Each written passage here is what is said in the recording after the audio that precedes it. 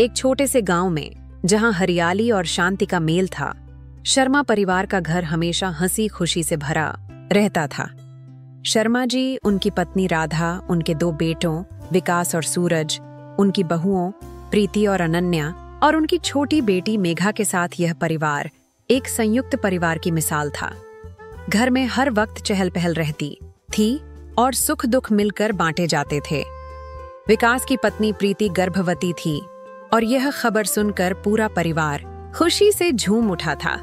सुबह का समय था और शर्मा परिवार अपनी छत पर बैठकर चाय की चुस्कियों के साथ दिन की शुरुआत कर रहा था। लेकिन प्रीति कहीं नजर नहीं आ रही थी। विकास, बेटा, प्रीति कहाँ है? आज सुबह सुबह वो चाय के लिए नहीं आई? राधा ने पूछा। माँ, वो तो सुबह जल्दी उठ गई थी। कह रही थी कि थोड़ा सिर दर्द है, शायद इसलिए अभी कमरे में ही है, विकास ने जवाब दिया। सूरज की पत्नी अनन्या ने कहा, हाँ भैया, मैंने भी देखा, भाभी कुछ परेशान लग रही थीं। मैंने पूछा तो बोली कि बस हल्का सा चक्कर आ रहा है। मेघा, जो अपनी कॉलेज की पढ़ाई में व्यस्त रहती थी, ने चाय का कप रखते हुए कहा, मैंने तो भाभी को कहा था कि अगर कुछ चाहिए तो मुझे बता दें, लेकिन वो बोली कि वो खुद संभाल लेंगी। राधा ने चिंता भरे स्वर में कहा, प्रीति बेटी, अगर तबीयत ठीक नहीं है तो आराम करो। विकास, तुम उसे डॉक्टर के पास ले जाओ। प्रीति धीरे धीरे कमरे से बाहर आई और मुस्कुराते हुए बोली, मम्मी जी, पापा जी, मैं ठीक हूँ, और वैसे भी आपके लिए खुशखबरी है। खुशखबरी? जल्दी बताओ भाभी, मेघा उत्साहित होकर बोली। प्रीति ने शर्माते हुए कहा, मम्मी जी, पापा जी, आप दादा दादी बनने वाले हैं। मैंने चेक किया, मैं गर्भवती हूँ। पूरा परिवार खुशी से उछल पड़ा। सूरज ने हंसते हुए कहा, वाह भाभी, अब तो मैं और अनन्या मामा मामी बन जाएंगे।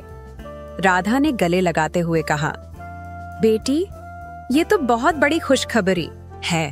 अब तुम्हारा खास ख्याल रखना होगा।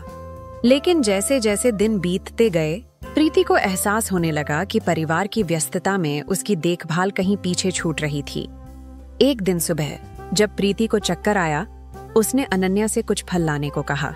अनन्या ने कहा, भाभी, मैं अभी अपनी बेटी को स्कूल छोड़ने जा रही हूँ। मेघा को कह दूंगी, वो ले आएगी। मेघा ने जवाब दिया, भाभी, मेरा प्रोजेक्ट सबमिट करना है, मैं जल्दी से कॉलेज जा रही हूँ। मम्मी जी को कह देती हूँ।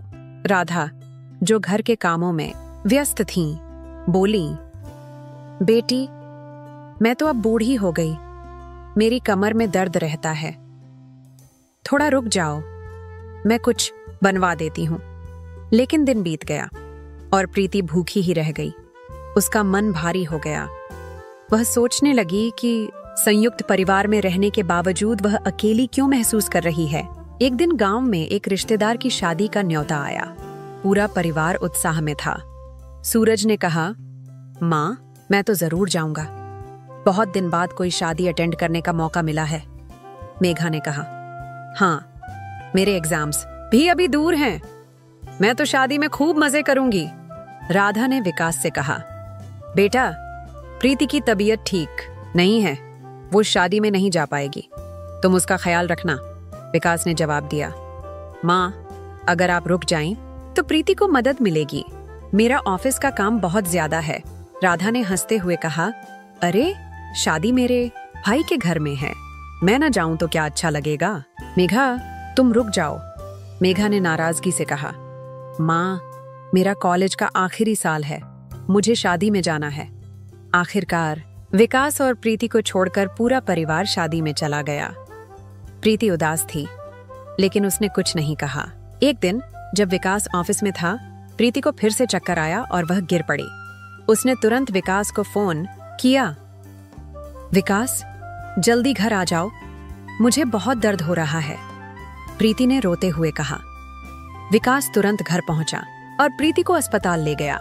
डॉक्टर ने चेकअप के बाद कहा, प्रीति जी को कमजोरी की वजह से चक्कर आया है, उन्हें बेड रेस्ट और अच्छे खान पान की जरूरत है, तनाव से बचाए। विकास ने अपने पिता को फोन किया, पापा, प्रीति की तबीयत बहुत खराब हो गई थी, अगर कोई घर पर होता तो शायद ऐसा ना होता। राधा ने फोन पर कहा, बेटा, मैं हमारी नौकरानी को कह देती हूँ कि वो प्रीति का ख्याल रखे। विकास ने गुस्से में कहा, माँ, नौकरानी से ज्यादा परिवार का साथ जरूरी है। शादी से लौटने के बाद परिवार ने प्रीति का ख्याल रखने का वादा किया। कुछ दिन सब ठीक चला। प्रीति ने एक प्यारे से बेटे को जन्म दिया और घर में खुशी की लहर दौड़ गई। लेकिन जल्द ही सब अपनी पुरानी दिनचर्या में लौट गए। एक रात जब बच्चा रो रहा था, प्रीति ने मेघा से मदद मांगी।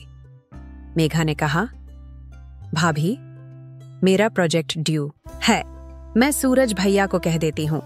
सूरज ने कहा, भाभी, मेरी मीटिंग की तैयारी है, मैं अनन्या को भेजता हूँ। लेकिन कोई नहीं आया। देर रात जब विकास घर लौटा तो प्रीति को रोते हुए देखकर दुखी हो गया। उसने कहा, प्रीति, मैंने फैसला कर लिया है, हम अलग फ्लैट में रहेंगे।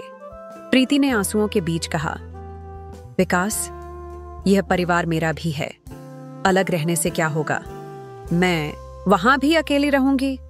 विकास ने खाने की मेज पर सबको बताया, मैं और प्रीति कुछ समय के लिए अलग रहेंगे।